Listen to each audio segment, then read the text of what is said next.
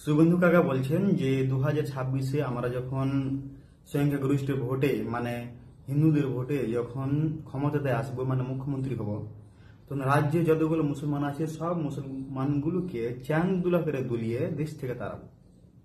তো বলছি শুভেন্দু কাকা, এতটা কি সহজ যেটা আপনি বলছেন যে মুসলমানদেরকে দেশ থেকে তাড়াবো?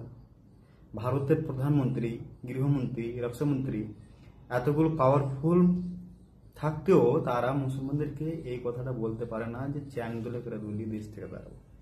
কিন্তু আপনার কতটুকু সাহস বা আপনার কতটুকু পাওয়ার আছে যে আপনি এই কথাটা বলে দিতে পারছেন যে মুসলমানদেরকে চ্যাং দোলা করে এই দেশ থেকে তাড়াবো বা দেশ থেকে বিতাড়িত করবো? আসলে আপনি কিছুই করতে পারবেন না। শুধু এইটাই দেখিয়ে যারা সংখ্যাগরিষ্ঠ আছে, ম্যাচুরিটি আছে, তারা কিন্তু আপনার কথাতে যাতে ভরকা ভাষণ মানে উস্কানিমূলক বক্তব্যে আপনার কথাতে আসে এবং আপনাকে ভোট দিয়ে 2026-এ জয় করে মুখ্যমন্ত্রী করুক। আর তখন সেই জিনিসটা ভুলে যাবেন, সেই জিনিসটা কিন্তু আপনি করতে পারবেন না। কারণ এখানে এমন একটা কম বা এমন একটা ধর্মকে নিয়ে আপনি টার্গেট করছেন, সেই ধর্ম টার্গেট করে কিন্তু সকলে কিন্তু বাস্তবে পরিণত করতে পারবেন না। হ্যাঁ, আপনি এটাই করতে পারবেন যে মুসলমানদের যে সুযোগ সুবিধাটা ছিল সেটা আপনি ছিনিয়ে নিতে পারবেন, বা আমাদের মধ্যে যে জিনিস যেগুলো হচ্ছে ইউপি বা আসামে প্রতিবন্ধিত আছে সেইগুলো আপনি কিছুটা একটা করতে পারবেন। তাছাড়া এটাও নয়।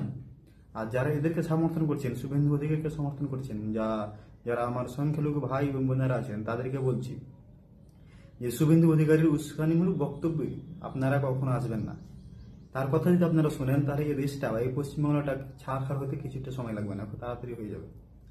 আর মমতা ব্যানার্জি, আপনার কথাটা বলছেন যে মমতা ব্যানার্জি আমাদের উপর অন্যায় করছে। একটা জিনিস মনে রাখবেন, মমতা ব্যানার্জি যে কাজটা করছেন 80-90% কিন্তু যুক্তিসঙ্গত, পারফেক্ট। আর 10-15% কাজ, যার উল্টো কাজগুলো মানুষের পছন্দ হয় না, সে কাজগুলো আপনার বিরোধিতা করতে পারেন। আমিও করি, আমি টিএমসি সমর্থন হয়ে কিন্তু আমিও সেগুলো করি, কারণ এই জিনিসটা একেবারে ঠিক নয়।